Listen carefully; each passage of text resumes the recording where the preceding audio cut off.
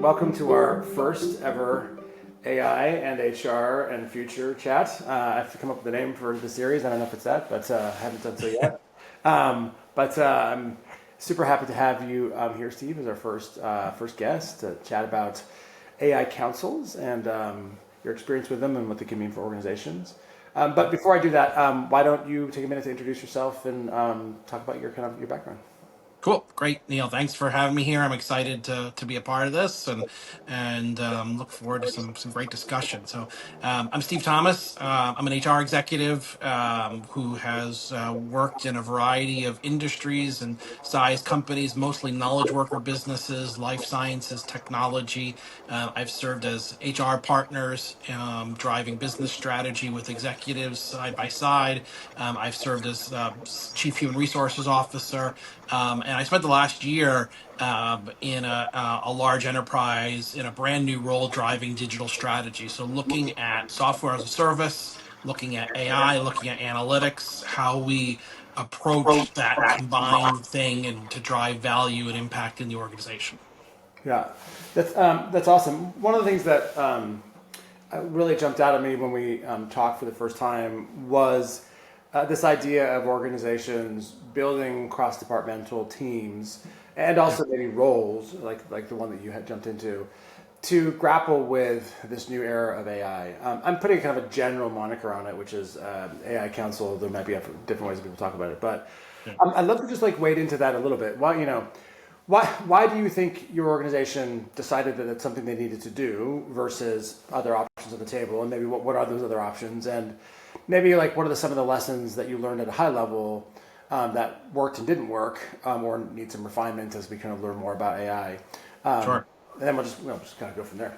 Yeah, definitely. It require AI is an enterprise-wide strategy. It requires,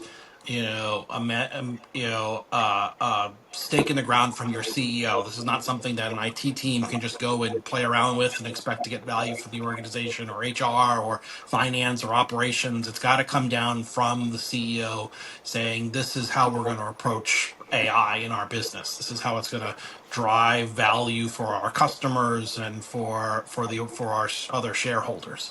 Um, and it is also, the other thing is it is about the work first and foremost, and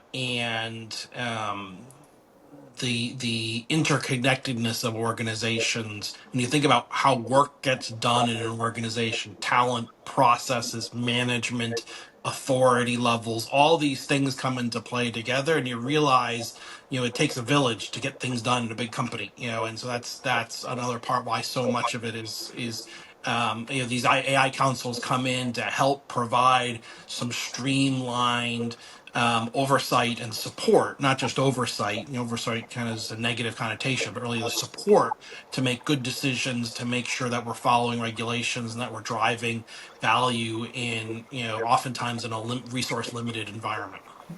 Yeah, I mean, so it's fascinating. Your statement of it's got to come from the top, which makes sense. And we even see in our company Winslow, there's a clear directive set that's come from the top down, trickled into HR departments, and they're now out looking for AI solutions to bring back, which is wonderful for us. But it strikes me that most modern CEOs don't have any clue what AI can or should be doing for them, and also like what kind of things AI can do.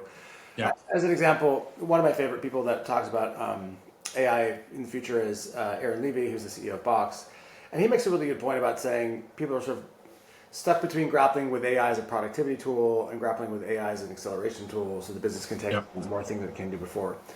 Yep. So I don't know if you agree with my assessment that CEOs are just like the rest of us. We're all trying to figure it out. Oh, sure. But do AI councils serve a purpose, or can they, or should they, to really inform up as much as they inform down? Yeah, I think so. They should be ensuring that the organization, first and foremost, they should ensure that the organization is fluent in AI, and that includes the management team, the C-suite, the different functions in the organization. Make that fluency is important, because without that, you run the risk of privacy violations, you run the risk of data violations, you run Especially if you're operating in multiple states and multiple countries, the number of laws that may be touching you that you're not aware of could be significant. Plus, you could be, when you think about work, again, it's rare that you're going to see an AI solution be developed in an organization and used in an organization that doesn't touch multiple aspects of the company. And so I think that's an important part of it, to make sure that there's consistency and the right vendors are being used, that those vendors are being qualified properly, and such. So yeah, definitely. So, I mean, how do we not find ourselves in a little bit of the problem that we had before when we moved from on-premise to cloud? So, one of the ways that cloud became successful, and Salesforce literally, this was their marketing campaign, was about actually going from the bottoms up, right? You go in, Yeah, you get that sales rep that wants to use the tool. They don't have to get IT's permission. They don't have to like spend, yeah, yeah. months and months making a business case, and a whole bunch of the thousand flowers that bloomed in the SaaS world bloomed because they were bought by Hmm. prosumers and professionals, and then Yeah. and eventually the IT department sort of had to grapple with them and put systems around them. I think we've now the pendulum swung back where now IT has pretty firm grasp on all that stuff, and it's very hard to go and implement SaaS solutions in large corporations Yeah, again. that's true. Yeah, How do we yeah, like not, and we all love IT, but also this isn't the most efficient way to run. How does yeah, the AI revolution, how do AI councils prevent this sort of IT, call it a bottleneck, stranglehold, yeah, yeah. support system, I whatever gotcha. you want to use? And it's fixed. It sounds like it sounds like bureaucracy. Like that's what it sounds like, and and it's very easy to come to that conclusion. I think what you got to get it. This is why the CEO has to lead from the front and saying this is what we're doing with AI. The message is we're innovating, we're driving innovation, and the council's job is to make sure we're doing that properly. And so um, I think it starts with thinking about two things I say are the first things that an AI council should be delivering to the organization. One, a training program. I'm not talking about hours and hours and hours, but a training class in your LMS that every employee who wants to get involved in AI needs to take, so they understand what an LLM is. They understand the difference between probabilistic and deterministic models and why that is something that you need to think about. What to do with data, rules around an AI policy. So no customer data, no confidential data, no public. You're going to use a public chat GPT. You got it. There's a lot of rules about what you can and can't put in there. If hopefully your IT organization has bought and set up on secure inside the firewall AI tools that you can then put more sensitive information in. So making sure that you've got all that set up, got the training set up, and then you have a means for pilots. So if you have the security in place, if you have the privacy protections in place, if you have the education and training in place, there's nothing stopping. The only thing that's stopping people from experimenting is, do they have the budget to buy a license for the tools? Yeah. And so because that's the key, is once you've got that in, then it does give it does give you, and then IT can come in and support and say, hey, how's this working? How is this, how can we help you make this a little bit bigger, a little bit more impactful? And then it kind of grows. And then once it starts to get certain, um, critical mass, then the AI council can come back in to validate, to say, hey, all right, what is the privacy risks here? What is the legal compliance situations that we need to have? How does this, is this actually generating the value that we wanted, that we want in the organization, from there. So it can be a support tool to build a bottoms up innovation, culture in AI. Yeah, I mean, one of the things that I would maybe say I would ask for as a vendor in the space Hmm. is that if AI councils could essentially create a standardized guide or set of requirements from an IT department to all the vendors that work with them. Yep. In the last 10, 15 years, whether it's SOX compliance or SOC 2 or the case may be, we've kind of matured to a place where if I'm going to go start a new software company, which I tend to like to do every 7 to 10 years, Yeah. I kind of know what I need to go Yeah. pay for to Yeah. get through all those IT hurdles. And I'm not expecting to go into the IT selling and procurement process with some surprise about Hmm. security that I've never heard of before. That's not Yeah. the case as it is now. And Yeah. so, one of the things that's really slowing down adoption in organizations is just incomplete or kind of in the works processes from the IT department. Like, I've never received a checklist from someone that says, here's all the things that you need to do to comply. I've received Hmm. vastly different sort of like data protection agreement processes and things like that along the way. Yeah. And I think, how do you think it's the AI Council's job or one of their mandates to try to figure this piece of it out, like a standard that Absolutely. allows for experimentation?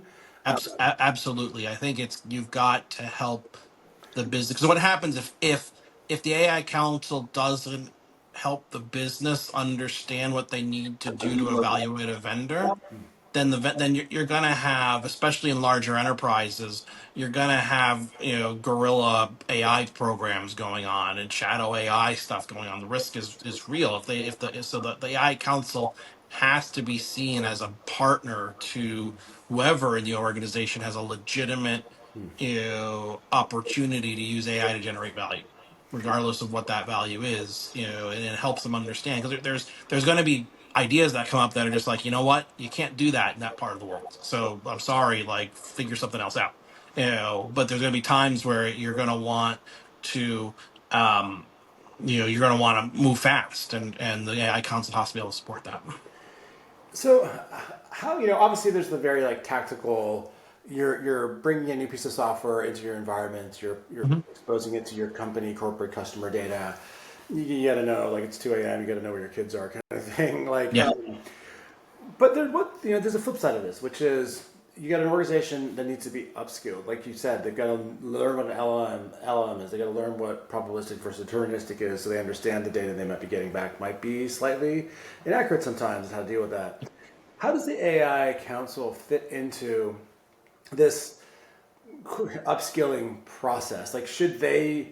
I mean, I can imagine that you could see there be a tension between an Yeah. HR department who says, "This is my domain. My job is to. I own the LMS. My job is Yep. to educate the employee base broadly on things that matter." Versus an cross departmental AI council, which might be moving maybe at the behest of the CEO or moving more quickly. Yeah. Yeah. Feels like there's some tension there. Like, have you seen Yeah. that? How do you think you navigate that? Well, I think it starts with the AI council has to be very cross-functional. So let's talk about who's on it. You've got representatives from operations, you've got representatives from sales, or somebody who's got the customer at heart. You've got HR because you're thinking about people, you're thinking about work, you're thinking about labor, finance because this stuff costs money, legal, privacy office. Those are and we haven't even gotten to IT yet. So in IT, so all of those groups there. Now that this group is not going to build the training program.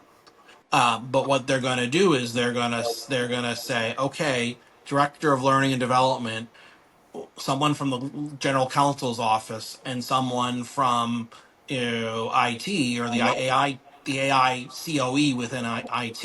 You guys get together, get this resource, and get something delivered in 90 days. And that's and so they could be buying off at this point. There's probably off the shelf Skillsoft and all the other learning LMS content vendors out there probably have stuff off the shelf. When my company deployed AI training, they had to build it in house because it was so new.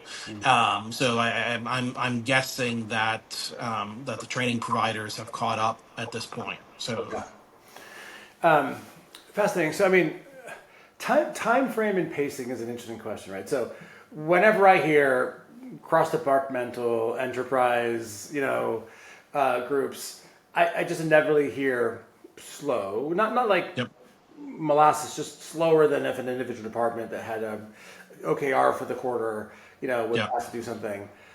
But historically, like that had sort of been okay. But the pace of AI is insane, and so even something like a 90-day recommendation, hmm, the fundamental capability of the LLM and the tools on the market might have substantially changed in change. 90 Yeah. days. How did you grapple with this on the council about moving quickly enough to stay relevant? Right, the last thing you want to do is be making decisions about two LLMs ago, and Yeah. how people are thinking about using them. Right. Yeah, that's a great question. I think you've got to have continual review on these vendors as their products evolve, and you've got to figure out how it's not easy because it is moving so fast. The industry's changing so fast. I think I wonder. I look at company out there in the news, Klarna. They did all the stuff super fast and then pulled and fired a bunch of people, then pulled everybody back. I wonder if a more, I wonder what their AI council is inside the organization, and if some review would have, prevented some bad press, at a minimum, and probably a lot of disruption. No one knows, but inside the company there. So I think, again, it's a fine line, and it goes back to the organization's culture. I think, again, this is something the CEO's driving, so there should be some energy for it, and there should be some momentum, and it should be seen as a priority. If the CEO is driving the AI strategy for the company, then that should address a lot of the bureaucratic concerns there. And I think if you're doing it in the parallel with the procurement process, I don't, I've seen procurement processes be far more, impactful in timelines than, anything else. And so I think that can come in, and but if it's got the right business stakeholders, if it's got the right internal champions, if it's got the right network of people, from my perspective, like you look at data reviews, the security data reviews, in enterprise software applications. I think where I have seen the delays happen that get everybody frustrated is when someone in the business or someone in HR or someone somewhere went and did all this stuff on their own and didn't talk to IT and didn't talk to the privacy and didn't talk to procurement, and then all of a sudden they're like, okay, let's go buy this right now. And everyone's looking at them and saying, what? So I think if that person had engaged up front, all that stuff would have been sorted. So again, it's all about the partnerships and relationships and culture inside the organization. Yeah, I mean, one of the things that I've been hearing about a little bit from some people we talk to is that people are getting small bits of discretionary budget to try to optimize around this do something, do anything problem, right? Yeah, I think generally speaking, people would agree that the worst thing you can do right now is not take any steps in any direction. exactly. Yeah. And so we're seeing that the budget would depend on the organization, of course, but even buying a tool for $5,000 or $6,000, something like that, to just start building muscle around what does it look like Yep. to implement it, what does it look like to adopt it, et cetera, is interesting. And so I think AI councils can be useful there. Yeah. But another thing that sort of strikes me as so fascinating about this conversation is that compared to the SaaS revolution that I talked about, and now the SaaS revolution was a bottoms-up revolution. It was people in the organization saying, "I am gonna use tools that help me get my job done and be more successful. Be damned Yeah. with the organization or procurement or whatever." And I'm gonna literally Yeah. put their own credit card down for Salesforce, and they're making up in the commissions, right? Like, Yeah. Yeah. and that's why these products were all per seat licenses so early on. Yeah. I think it was I've like 19. been there on the HR front, seen the on-prem to SaaS movement, and the joy of the HR team saying we're finally in control of our system.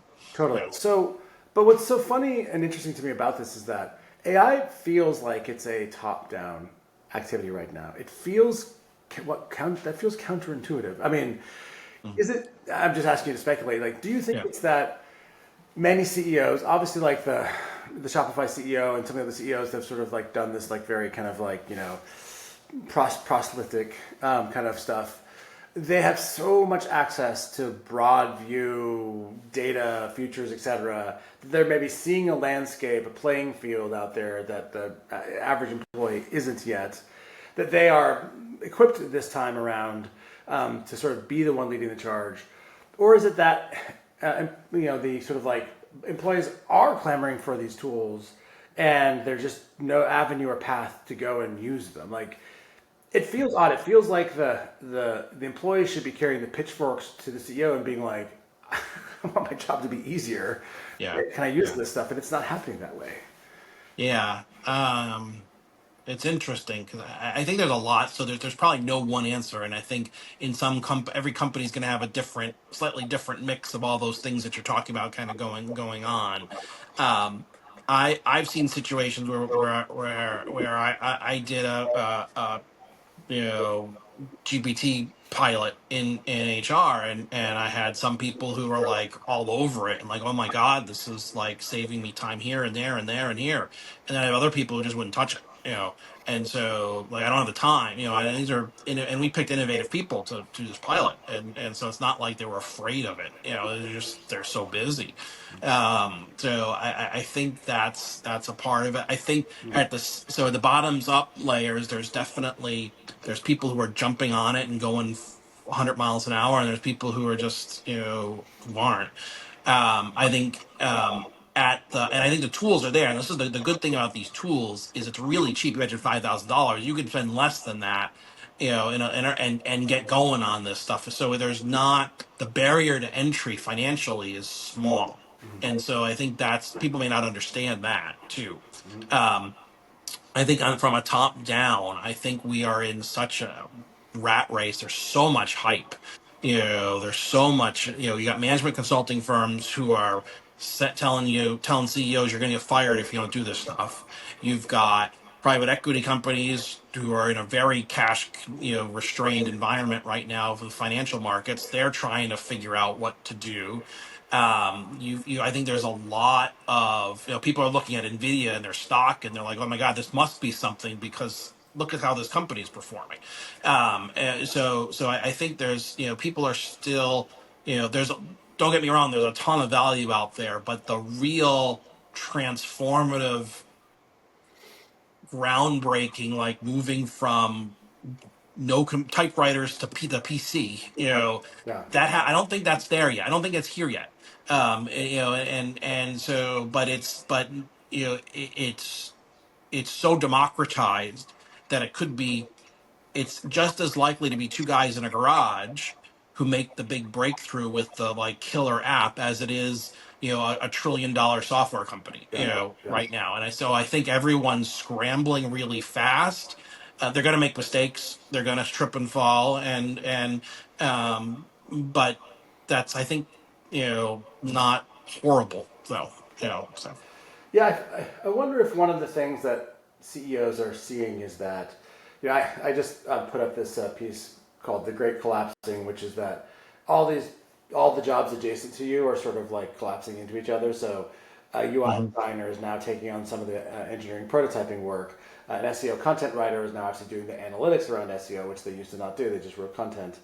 And I Yep. wonder if CEOs are sort of worried about the inevitable great collapsing around the competitive landscape, right? So you're a company, you do these things, this is your lane, and there's other companies that are next to you that do other things. But as AI makes it easy, cheap, etc., fast to take Yeah. on new projects, and a lot of people are starting to say they're thinking less about productivity gain and cost savings and more about, cool, how can I take a bunch of dollars out of the organization through productivity and reinvest them in growth?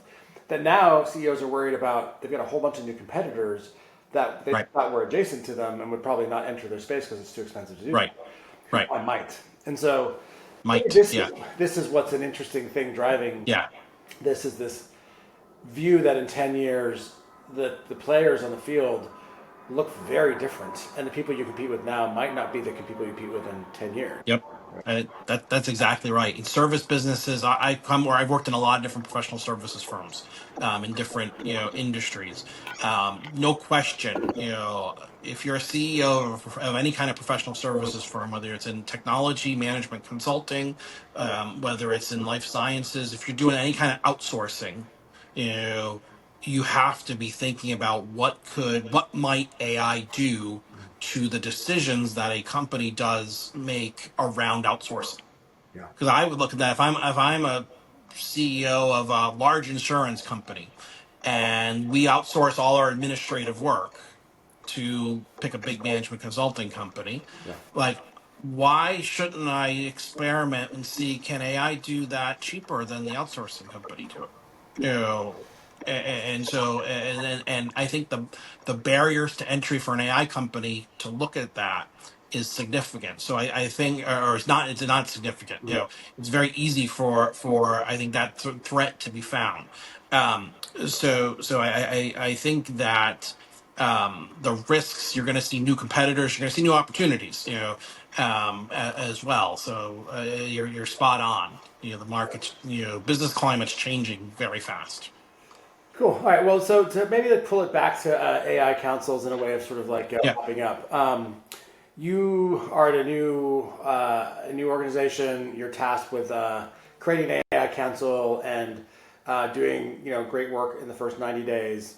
I'll ask you, what's the one thing that you would make sure that you would do? What's the one thing that you would absolutely not do because you learned that it's a bad idea? And what would be a critical output of the council in the first 90 days, do you think, to set Yep. you on a successful track? Yeah. Yeah. So um, what I would not be is I would be doing a lot of voice to customer. I'd be doing a lot of voice of the customer to confirm that I'm not being a, a stalling tactic to getting work done. If folks are following the guidance that the AI Council follows, then it should move smoothly. Unless there's something wrong. It's like someone wants to bring in a vendor that's blatantly, not protecting data. Okay, well, that's a problem. Find another vendor. Um, so I think that's the one thing definitely I don't want to be. If I look at what I would be cross-functional, I would get all, as I mentioned, operations, customer focused, the executives, HR, finance. I take it all the right players, legal, privacy. I get them all together. I'd make sure that I have a clear policy on how the company is going to use AI, how to use data, how to train AI, what data goes in and doesn't, um, and then I would provide training on how to use AI in the organization that reflects whatever privacy jurisdictions, or whatever jurisdictions we um, have privacy rules that need to be followed, et cetera. Because I did a quick look earlier today. I think there's about 7 states that have laws today on the books that would impact how you use AI, or might. Again, a lot of this is might because the laws are brand new, or an AI is brand new, and whether it applies or not may have to be sorted out in the courts. And then I saw another 4 states have laws in are bills that are being debated.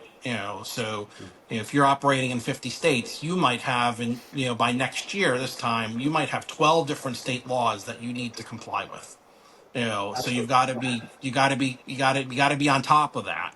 And again, the goal here of the AI Council is to help expedite that compliance. So I think that's where I would focus at. And then you have AI experts in the organization that are embedded in teams to help them figure out, okay, what is the right tools, what are the right, because IT is going and vetting all these tools and bringing things in house and say, okay, this is approved, this is approved, this is approved.